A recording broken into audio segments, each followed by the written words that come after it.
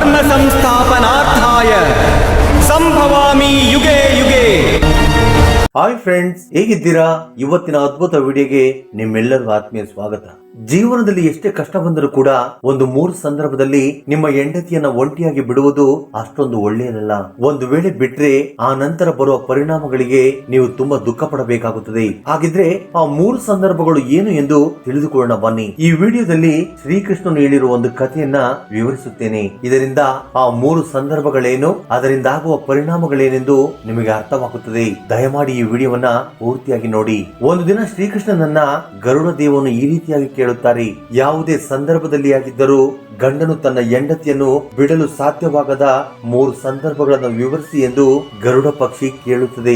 ಆ ಪ್ರಶ್ನೆಯನ್ನು ಕೇಳಿದ ಶ್ರೀಕೃಷ್ಣನು ಕಿರುನಗೆಯನ್ನ ಬೀರುತ್ತಾ ತಪ್ಪದೆ ಹೇಳುತ್ತೇನೆ, ಈ ದಿನ ನೀವು ನನ್ನನ್ನು ಕೇಳಿದ ಪ್ರಶ್ನೆ ಸಮಸ್ತ ಸ್ತ್ರೀಲೋಕಕ್ಕೆ ಶ್ರೇಯಸ್ಸನ್ನು ನೀಡುವುದರ ಜೊತೆಗೆ ಅವರಿಗೆ ಮೋಕ್ಷವನ್ನು ನೀಡುವುದಕ್ಕೆ ಸಹಾಯ ಮಾಡುತ್ತದೆ. ಇದು ನಿಮಗೆ ಸರಳವಾಗಿ ಅರ್ಥವಾಗುವಂತೆ ಒಂದು ಕಥೆಯ ರೂಪದಲ್ಲಿ ಹೇಳುತ್ತೇನೆ, ಜಾಗ್ರತೆಯಿಂದ ಕೇಳಿ ಎಂದು ಹೇಳುತ್ತಾರೆ. ಹಿಂದೆ ಒಂದು ರಾಜ್ಯದಲ್ಲಿ ಒಬ್ಬ ಧನವಂತ ವ್ಯಾಪಾರಸ್ಥನು ದುಡ್ಡನ್ನ ಚೆನ್ನಾಗಿ ಸಂಪಾದನೆ ಮಾಡಬೇಕೆಂದು ತನ್ನ ಹೆಂಡತಿ, ಸಂಪತ್ತು ಮತ್ತು ತನ್ನ ಆಸ್ತಿಯನ್ನೆಲ್ಲ ತೆಗೆದುಕೊಂಡು ಅವರಿರುವ ರಾಜ್ಯವನ್ನ ಬಿಟ್ಟು ಬೇರೊಂದು ರಾಜ್ಯಕ್ಕೆ ಹೊರಡುತ್ತಾನೆ. ಬೇರೊಂದು ರಾಜ್ಯವನ್ನ ಮುಟ್ಟುವಷ್ಟರಲ್ಲಿ ಅವರಿಗೆ ಒಂದು ಕಳ್ಳರ ಗುಂಪು ಎದುರಾಗುತ್ತದೆ. ಆ ಕಳ್ಳರ ಗುಂಪು ಆ ಧನವಂತ ವ್ಯಾಪಾರಿ ಮತ್ತು ಆತನ ಹೆಂಡತಿಯನ್ನ ಎದುರಿಸಿ ಅವರ ಬಂಗಾರ, ಹಣ, ಸಂಪತ್ತನ್ನೆಲ್ಲವನ್ನು ಕೂಡ ದೋಚಿಕೊಂಡು ಹೋಗುತ್ತಾರೆ. ಇದರಿಂದ ಧನವಂತ ವ್ಯಾಪಾರಿ ಹುಟ್ಟ ಬಟ್ಟೆಯಲ್ಲಿ ಯಾರು ದಿಕ್ಕಿಲ್ಲದ ಸ್ಥಳದಲ್ಲಿ ಉಳಿದು ಹೋಗುತ್ತಾನೆ. ಏನು ಮಾಡಬೇಕೆಂದು ಗೊತ್ತಾಗದೆ ತನ್ನ ಹೆಂಡತಿಯನ್ನ ಕರೆದುಕೊಂಡು ಸ್ವಲ್ಪ ದೂರ ನಡೆದುಕೊಂಡು ಹೋಗುತ್ತಾನೆ. ಆಗ ಅಲ್ಲಿ ಅವರಿಗೊಂದು ಚಿಕ್ಕ ಗುಡಿಸಲು ಕಾಣಿಸುತ್ತದೆ. ಆಗ ಅವರು ಅಲ್ಲಿಗೆ ಸೇರಿಕೊಳ್ಳುತ್ತಾರೆ. ಆ ಗುಡಿಸಲಿನಲ್ಲಿ ಒಬ್ಬ ಸಾಧುವು ಧ್ಯಾನ ಮಾಡುವಂತೆ ಕಾಣಿಸುತ್ತಾರೆ. ಆಗ ಆ ವ್ಯಾಪಾರಿ ನನ್ನ ಸಮಸ್ಯೆಯನ್ನ ಈ ಸಾಧುವಿನ ಬಳಿ ಹೇಳಿಕೊಂಡರೆ ಅದಕ್ಕೆ ಪರಿಹಾರ ಸಿಗಬಹುದೇನೋ ಅಂದುಕೊಳ್ಳುತ್ತಾನೆ. ಆಗ ಕಳ್ಳರ ಗುಂಪಿನ ಬಗ್ಗೆ ಸಾಧುವಿಗೆ ಹೇಳುತ್ತಾನೆ, ತುಂಬಾ ಧನವಂತನಾಗಿದ್ದ ನಾನು ಕೈಯಲ್ಲಿ ಒಂದು ಕವಡೆ ಕಾಸಿಲ್ಲದೆ ಬಡವನಾಗಿ ಉಳಿದು ಹೋಗಿದ್ದೇನೆ. ಈಗ ನನ್ನ ಜೀವನವನ್ನ ಸಾಗಿಸುವುದಕ್ಕೆ ನನಗೇನು ಮಾಡಬೇಕೆಂದು ಅರ್ಥವಾಗುತ್ತಿಲ್ಲ. ದಯವಿಟ್ಟು ನೀವೇ ಏನಾದರೂ ಸಹಾಯ ಮಾಡಿ ಎಂದು ಆ ಸಾಧುವನ್ನ ಕೇಳುತ್ತಾನೆ. ಅದನ್ನೆಲ್ಲ ಕೇಳಿದ ಆ ಸಾಧುವು, ಏನಪ್ಪಾ, ನನ್ನ ಬಳಿ ಹಣವಿಲ್ಲ, ಆದ್ರೆ ನನಗೊಬ್ಬ ಬಡ್ಡಿ ವ್ಯಾಪಾರಿ ಗೊತ್ತು, ಆತನು ನಿಮಗೇನಾದ್ರೂ ಸಹಾಯ ಮಾಡಬಹುದು ಅನಿಸುತ್ತಿದೆ, ಒಂದು ಸಾರಿ ಹೋಗಿ ಅವರನ್ನ ಭೇಟಿಯಾಗಿ ಎಂದು ಹೇಳಿ ಆ ಬಡ್ಡಿ ವ್ಯಾಪಾರಸ್ಥನ ವಿಳಾಸವನ್ನ ಆತನಿಗೆ ಕೊಡುತ್ತಾರೆ. ಆಗ ತಕ್ಷಣ ಆತನು ತನ್ನ ಹೆಂಡತಿಯನ್ನ ಕರೆದುಕೊಂಡು ಆ ಬಡ್ಡಿ ವ್ಯಾಪಾರಸ್ಥನ ಮನೆಗೆ ಹೋಗುತ್ತಾನೆ. ಆ ಬಡ್ಡಿ ವ್ಯಾಪಾರಸ್ಥನು ಈತನ ಹೆಂಡತಿಯನ್ನ ನೋಡಿ ಮುಗ್ಧನಾಗುತ್ತಾನೆ. ಆಕೆಯನ್ನ ಹೇಗಾದ್ರೂ ಮಾಡಿ ದಕ್ಕಿಸಿಕೊಳ್ಳಬೇಕೆಂದುಕೊಳ್ಳುತ್ತಾನೆ. ಅದನ್ನು ಗಮನಿಸಿದ ಧನಿಕ ವ್ಯಾಪಾರಿ ನಮಗೆ ಏನಾದ್ರೂ ಸಹಾಯ ಮಾಡಿ ಎಂದು ಕೇಳುತ್ತಾನೆ. ಆಗ ಆ ಬಡ್ಡಿ ವ್ಯಾಪಾರಿ, ನಿಮಗೆ ಬಡ್ಡಿಗೆ ಸಾಲವನ್ನ ಕೊಡುತ್ತೇನೆ, ಆದ್ರೆ ನನ್ನ ಬಳಿ ಅಡವಿಡುವುದಕ್ಕೆ ನಿಮ್ಮಲ್ಲಿ ಯಾವುದಾದ್ರೂ ವಸ್ತುವಿದೆಯಾ ಎಂದು ಕೇಳುತ್ತಾನೆ. ಆಗ ಧನಿಕ ವ್ಯಾಪಾರಿ ನನ್ನ ಬಳಿ ಏನೂ ಇಲ್ಲ ಎಂದು ಹೇಳಿದಾಗ, ಹಾಗಿದ್ರೆ ನಾನು ದುಡ್ಡನ್ನ ಕೊಡುವುದಿಲ್ಲ, ಏನಾದ್ರೂ ಅಡವಿಟ್ಟರೆ ಮಾತ್ರವೇ ಹಣವನ್ನ ಬಡ್ಡಿಗೆ ನೀಡುವುದು ಎಂಬುದು ನನ್ನ ವ್ಯಾಪಾರ ಧರ್ಮ, ಅಡವಿಡುವುದಕ್ಕೆ ಏನು ಇಲ್ಲದಿದ್ದರೆ ನಾನು ಸಹಾಯ ಮಾಡುವುದಿಲ್ಲ ಎಂದು ಆ ಬಡ್ಡಿ ವ್ಯಾಪಾರಿ ಹೇಳುತ್ತಾನೆ. ಆ ಧನಿಕ ವ್ಯಾಪಾರಿ ತುಂಬಾ ಸಮಯ ಆಲೋಚನೆ ಮಾಡಿದ ನಂತರ, ಸ್ವಾಮಿ, ನನ್ನ ಬಳಿ ಅಡವಿಡುವುದಕ್ಕೆ ಯಾವುದೇ ವಸ್ತು ಇಲ್ಲ, ತುಂಬಾ ಆಲೋಚನೆ ಮಾಡಿದ ನಂತರ ಒಂದು ನಿರ್ಧಾರಕ್ಕೆ ಬಂದಿದ್ದೇನೆ, ನೀವು ಒಪ್ಪಿಕೊಂಡರೆ ನನ್ನ ಹೆಂಡತಿಯನ್ನ ನಿಮ್ಮ ಬಳಿ ಅಡವಿಟ್ಟುಕೊಳ್ಳಿ, ಆದಷ್ಟು ಬೇಗ ನಾನು ವ್ಯಾಪಾರವನ್ನ ಮಾಡಿ ಚೆನ್ನಾಗಿ ದುಡ್ಡನ್ನ ಸಂಪಾದನೆ ಮಾಡಿ ನಿಮ್ಮ ಸಾಲವನ್ನ ತೀರಿಸುತ್ತೇನೆ, ಅಲ್ಲಿಯವರೆಗೂ ನನ್ನ ಹೆಂಡತಿಯನ್ನ ನಿಮ್ಮ ಬಳಿಯಲ್ಲೇ ಇರಿಸುತ್ತೇನೆಂದು ಹೇಳುತ್ತಾನೆ. ನೀಚ ಆಲೋಚನೆಯನ್ನು ಹೊಂದಿದ್ದ ಬಡ್ಡಿ ವ್ಯಾಪಾರಿ, ನನಗೆ ಬೇಕಾಗಿರುವುದು ಕೂಡ ಅದೇ ಅಲ್ಲವೇ ಅಂದುಕೊಂಡು ಸರಿ ಎನ್ನುತ್ತಾನೆ. ಆಗ ಧನವಂತ ವ್ಯಾಪಾರಿ ತನ್ನ ಹೆಂಡತಿಯನ್ನ ಆ ಬಡ್ಡಿ ವ್ಯಾಪಾರಿಯ ಬಳಿ ಬಿಟ್ಟು ಸಾಲಕ್ಕೆ ಸ್ವಲ್ಪ ದುಡ್ಡನ್ನು ತೆಗೆದುಕೊಂಡು ಅಲ್ಲಿಂದ ಹೊರಟು ಹೋಗುತ್ತಾನೆ. ಮಾರನೇ ದಿನ ಆ ಬಡ್ಡಿ ವ್ಯಾಪಾರಿ ಮಾಯದ ಮಾತುಗಳನ್ನಾಡಿ ಆಕೆಯನ್ನ ಕೈವಶ ಮಾಡಿಕೊಳ್ಳುತ್ತಾನೆ.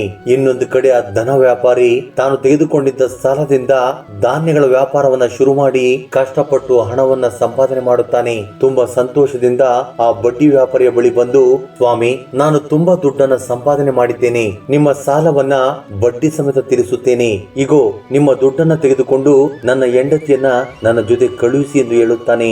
ಆತನ ಹೆಂಡತಿಯ ಮೇಲೆ ಮೋಹಿತನಾಗಿದ್ದ ಬಡ್ಡಿ ವ್ಯಾಪಾರಿ, ಸೋದರ, ನಿನ್ನ ಹೆಂಡತಿ ಲೋಕದಲ್ಲಿ ಇಲ್ಲ, ಅನಾರೋಗ್ಯದ ಕಾರಣ 2 ತಿಂಗಳ ಕೆಳಗೆ ಮರಣ ಹೊಂದಿದಳು, ನಾನು ಅವಳನ್ನ ವೈದ್ಯರಿಗೆ ತೋರಿಸಬೇಕೆನ್ನುವಷ್ಟರಲ್ಲಿ ನನ್ನ ಪ್ರಯತ್ನಗಳು ವಿಫಲವಾದವು, ಅವಳನ್ನ ಕಾಪಾಡಿಕೊಳ್ಳ ತೆಗೆದುಕೊಳ್ಳಲಾಗಲಿಲ್ಲ ಎಂದು ಹೇಳುತ್ತಾನೆ. ಆ ಧನಿಕ ವ್ಯಾಪಾರಿ ತುಂಬಾ ದುಃಖ ಪಡುತ್ತಾನೆ. ಆ ಭಗವಂತನು ನನ್ನ ಹೆಂಡತಿಯನ್ನ ಕರೆದುಕೊಂಡು ಹೋದ ಹಾಗೆ ನನ್ನನ್ನೇಕೆ ಕರೆದುಕೊಂಡು ಹೋಗಿಲ್ಲ ಎಂದು ನನಗೆ ಅರ್ಥವಾಯಿತು. ನಿಮಗೆ ಋಣಿಯಾಗಿದ್ದೇನೆ, ನಿಮ್ಮ ಋಣವನ್ನ ತೀರಿಸಿಕೊಳ್ಳುವ ಅವಕಾಶವನ್ನ ನನಗೆ ಕೊಟ್ಟಿದ್ದಾನೆ. ಸರಿ, ನಿಮ್ಮ ದುಡ್ಡನ್ನ ನೀವು ತೆಗೆದುಕೊಳ್ಳಿ ಎಂದು ದುಡ್ಡನ್ನ ಕೊಡುವುದಕ್ಕೆ ಮುಂದಕ್ಕೆ ಹೋಗುತ್ತಾನೆ. ಆಗ ಬಡ್ಡಿ ವ್ಯಾಪಾರಿ, ನೀನು ನನ್ನ ಬಳಿ ಅಡವಿಟ್ಟಿದ್ದ ವಸ್ತುವನ್ನ ನಿನಗೆ ಮರಳಿ ಕೊಡುವ ಯೋಗ್ಯತೆ ನನಗಿಲ್ಲದಿರುವುದರಿಂದ ನಿನ್ನ ಬಳಿ ಹಣವನ್ನು ತೆಗೆದುಕೊಳ್ಳುವ ಅರ್ಹತೆ ನನಗಿಲ್ಲ, ನನಗೆ ಆ ದುಡ್ಡು ಬೇಡ ಎಂದು ಹೇಳಿ ಆತನನ್ನ ಅಲ್ಲಿಂದ ಕಳಿಸುತ್ತಾನೆ. ಆ ಧನಿಕ ವ್ಯಾಪಾರಿ ತುಂಬಾ ದುಃಖ ಪಡುತ್ತಾ ಅಲ್ಲಿಂದ ನಡೆದುಕೊಂಡು ಬಂದು ಮೊದಲಿಗೆ ಆ ಸಾಧುವನ್ನು ಭೇಟಿಯಾಗಿದ್ದ ಸ್ಥಳಕ್ಕೆ ಬರುತ್ತಾನೆ. ನಡೆದ ವಿಷಯವನ್ನ ಆ ಸಾಧುಗೆ ಹೇಳಿದಾಗ ಆಗ ಆ ಸಾಧುಗೆ ಅಸಲಿ ಸತ್ಯ ಅರ್ಥವಾಗುತ್ತದೆ. ನೋಡಪ್ಪ, ಆತನು ನಿನ್ನನ್ನ ಮೋಸ ಮಾಡುತ್ತಿದ್ದಾನೆ, ನೀನು ಹೋಗಿ ಮಹಾರಾಜರನ್ನ ಭೇಟಿಯಾಗು ಎಂದು ಆತನನ್ನ ಕಳಿಸುತ್ತಾನೆ. ಆಗ ತಕ್ಷಣ ಆ ವ್ಯಕ್ತಿ ಮಹಾರಾಜರ ಬಳಿಗೆ ಹೋಗಿ ನಡೆದ ವಿಷಯವನ್ನ ಹೇಳುತ್ತಾನೆ. ನೀವೇ ಹೇಗಾದ್ರೂ ಮಾಡಿ ನನಗೆ ನ್ಯಾಯವನ್ನ ಕೊಡಿಸಬೇಕೆಂದು ಬೇಡಿಕೊಳ್ಳುತ್ತಾನೆ. ಆಗ ತಕ್ಷಣ ಮಹಾರಾಜರು ಆ ಬಡ್ಡಿ ವ್ಯಾಪಾರಿಯನ್ನ ಕರೆಸಿ, ಈ ವ್ಯಕ್ತಿಯು ನಿನ್ನ ಬಳಿ ಬಡ್ಡಿಗೆ ಹಣವನ್ನ ತೆಗೆದುಕೊಳ್ಳುವುದಕ್ಕೆ ಆತನ ಹೆಂಡತಿಯನ್ನ ನಿನ್ನ ಬಳಿ ಅಡವಿಟ್ಟಿದ್ದು ನಿಜವೇನಾ ಎಂದು ಕೇಳುತ್ತಾರೆ. ಹೌದು ಪ್ರಭು, ಅದು ನಿಜವೇ ಎಂದು ಆ ಬಡ್ಡಿ ವ್ಯಾಪಾರಿ ಹೇಳುತ್ತಾನೆ. ಹಾಗಿದ್ರೆ ಸಾಲವನ್ನು ತೀರಿಸಲು ಬಂದಿದ್ದ ಆ ವ್ಯಕ್ತಿಗೆ ಆತನ ಹೆಂಡತಿಯನ್ನ ಏಕೆ ನೀಡಲಿಲ್ಲ ಎಂದು ಕೇಳುತ್ತಾರೆ. ಅದಕ್ಕೆ ಆ ಬಡ್ಡಿ ವ್ಯಾಪಾರಿ ತುಂಬಾ ಬುದ್ಧಿವಂತಿಕೆಯಿಂದ, ಪ್ರಭು, ಆಕೆ 2 ತಿಂಗಳ ಕೆಳಗೆ ಅನಾರೋಗ್ಯದಿಂದ ಸತ್ತು ಹೋದಳು. ಆಕೆಗೆ ಕೊಡಿಸಬೇಕಾಗಿದ್ದ ಚಿಕಿತ್ಸೆಗಳನ್ನ ಕೊಡಿಸಿದರೂ ಕೂಡ ಯಾವುದೇ ಪ್ರಯೋಜನವಾಗಲಿಲ್ಲ. ಈಗ ಮತ್ತೆ ಆತನ ಹೆಂಡತಿಯನ್ನ ಮರಳಿ ಕೊಡಿ ಎಂದು ದೇವರನ್ನ ನಾನು ಹೇಗೆ ಬೇಡಿಕೊಳ್ಳಲಿ ಎಂದು ಆ ಬಡ್ಡಿ ವ್ಯಾಪಾರಿ ಹೇಳುತ್ತಾನೆ. ಆಗ ಮಹಾರಾಜನು ಅದನ್ನು ರುಜುವಾತು ಪಡಿಸುವುದಕ್ಕೆ ನಿನ್ನ ಬಳಿ ಯಾವುದಾದರೂ ಸಾಕ್ಷಿಗಳು ಇದ್ದಾವ ಎಂದು ಕೇಳುತ್ತಾರೆ. ಆಕೆಗೆ ಚಿಕಿತ್ಸೆಯನ್ನು ನೀಡಿದ ವೈದ್ಯರು ಆಕೆ ಸತ್ತು ಹೋದ ನಂತರ ಆಕೆಯ ಶವವನ್ನ ಸ್ಮಶಾನಕ್ಕೆ ತೆಗೆದುಕೊಂಡು ಹೋದ 4 ವ್ಯಕ್ತಿಗಳು ಸಾಕ್ಷಿಗಳಾಗಿ ಇದ್ದಾರೆಂದು ಆ ಬಡ್ಡಿ ವ್ಯಾಪಾರಿ ಹೇಳುತ್ತಾನೆ. ಅಷ್ಟೊಂದು ನಿಷ್ಠೆಯಿಂದ ಆ ಬಡ್ಡಿ ವ್ಯಾಪಾರಿ ಉತ್ತರವನ್ನು ನೀಡಿದ ನಂತರ ಮಹಾರಾಜರು ಇನ್ನು ಏನು ಮಾಡಲು ಸಾಧ್ಯವಿಲ್ಲವೆಂದು ಆತನು ಅಷ್ಟೊಂದು ನಿಖರವಾಗಿ ಹೇಳುತ್ತಿದ್ದಾನೆ ಅಂದ್ರೆ ಅದು ನಿಜವೇ ಆಗಿರುತ್ತದೆ ಎಂದು, ನಿನ್ನ ಹೆಂಡತಿ ಲೋಕದಲ್ಲಿ ಇಲ್ಲ ಎಂದು ಮಹಾರಾಜರು ಆ ಧನವಂತ ವ್ಯಾಪಾರಿಗೆ ಸಮಾಧಾನವನ್ನ ಹೇಳಿ ಅಲ್ಲಿಂದ ಕಳಿಸುತ್ತಾರೆ. ಮತ್ತೆ ಆ ಧನಿಕ ವ್ಯಾಪಾರಿ ಆ ವೃದ್ಧ ಸಾಧುವಿನ ಬಳಿ ಬರುತ್ತಾರೆ. ಏನಾಯಿತು ಎಂದು ಆ ಸಾಧು ಕೇಳಿದಾಗ ಮಹಾರಾಜರು ಆ ಬಡ್ಡಿ ವ್ಯಾಪಾರಿ ಹೇಳಿದ ಮಾತನ್ನ ನಂಬಿದರು. ನಿನ್ನ ಹೆಂಡತಿ ಈ ಲೋಕದಲ್ಲಿ ಇಲ್ಲ ಎಂಬುದನ್ನ ನಾನು ನಂಬುತ್ತೇನೆ ಎಂದು ಹೇಳಿ ನನ್ನನ್ನ ಅಲ್ಲಿಂದ ಕಳುಹಿಸಿದರು ಎಂದು ದುಃಖದಿಂದ ಹೇಳುತ್ತಾನೆ. ಆ ಮಹಾರಾಜನನ್ನ 1 ದಿನಗಳ ಕಾಲ ಆ ಸಿಂಹಾಸನದ ಮೇಲೆ ನಾನು ಕುಳಿತುಕೊಳ್ಳುವುದಕ್ಕೆ ಅನುಮತಿಯನ್ನ ಕೇಳು, ನಿನ್ನ ಸಮಸ್ಯೆಗೆ ಸರಿಯಾದ ಪರಿಹಾರವನ್ನ ನಾನು ಸೂಚಿಸುತ್ತೇನೆಂದು ಆ ಸಾಧು ಹೇಳುತ್ತಾರೆ. ಮಾರನೇ ದಿನ ಆ ಧನಿಕ ವ್ಯಾಪಾರಿ ಅದೇ ರೀತಿಯಲ್ಲಿ ಮಹಾರಾಜರನ್ನ ಬೇಡಿಕೊಂಡು ಅನುಮತಿಯನ್ನು ಪಡೆದುಕೊಳ್ಳುತ್ತಾನೆ. ನಿನ್ನ ಸಮಸ್ಯೆಗೆ ಪರಿಹಾರ ಸಿಗುತ್ತೆ ಅಂದ್ರೆ ನಾನು ಅನುಮತಿಯನ್ನ ನೀಡುತ್ತೇನೆಂದು ಮಹಾರಾಜರು ಕೂಡ ಹೇಳುತ್ತಾರೆ. ಮಹಾರಾಜರೇ ಸ್ವಯಂ ಆಗಿ ಆ ವೃದ್ಧ ಸಾಧುವಿಗೆ ನಮಸ್ಕರಿಸಿ ಕರೆದುಕೊಂಡು ಹೋಗಿ ಆತನ ಸಿಂಹಾಸನದ ಮೇಲೆ ಕೂರಿಸುತ್ತಾರೆ. ಸಾಕ್ಷಿಗಳನ್ನ ಪ್ರವೇಶ ಮಾಡಿಸಿ ಎಂದು ಮಹಾರಾಜನ ರೂಪದಲ್ಲಿರುವ ಆ ಸಾಧು ಹೇಳುತ್ತಾರೆ. ಸಾಕ್ಷಿಗಳಲ್ಲಿ ಮೊದಲಿಗೆ ಆಕೆಗೆ ಚಿಕಿತ್ಸೆ ನೀಡಿದ್ದ ವೈದ್ಯರನ್ನ ಪ್ರಶ್ನೆ ಮಾಡಲು ಮುಂದಾಗುತ್ತಾರೆ. ವೈದ್ಯನು ಹೇಳಿದ ಉತ್ತರದ ಪ್ರಕಾರ ವೈದ್ಯನು ನೇರವಾಗಿ ಆಕೆಯನ್ನ ಪರೀಕ್ಷೆ ಮಾಡಿಲ್ಲ. ಆ ಬಡ್ಡಿ ವ್ಯಾಪಾರಿ ಆ ವೈದ್ಯನ ಬಳಿ ಔಷಧಿಯನ್ನ ತೆಗೆದುಕೊಂಡು ಹೋಗಿದ್ದಾನೆ.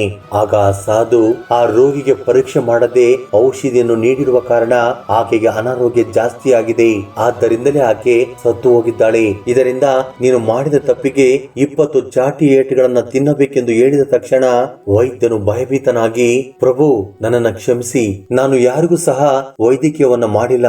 ಆ ಬಡ್ಡಿ ವ್ಯಾಪಾರಿ ನನ್ನನ್ನ ತುಂಬಾ ಬಲವಂತ ಪಡಿಸಿ ನನ್ನ ಬಾಯಲ್ಲಿ ಈ ರೀತಿಯಾಗಿ ಹೇಳಿಸಿದರು ಎಂದು ಸತ್ಯವನ್ನ ಒಪ್ಪಿಕೊಳ್ಳುತ್ತಾನೆ. ತಕ್ಷಣ ಆ ಸಾಧುವು ಆ ವೈದ್ಯರ ಸುಳ್ಳನ್ನು ಹೇಳಿದ ಕಾರಣ 20 ಚಾಟಿ ಏಟುಗಳನ್ನ ಶಿಕ್ಷೆಯಾಗಿ ನೀಡಿದರು.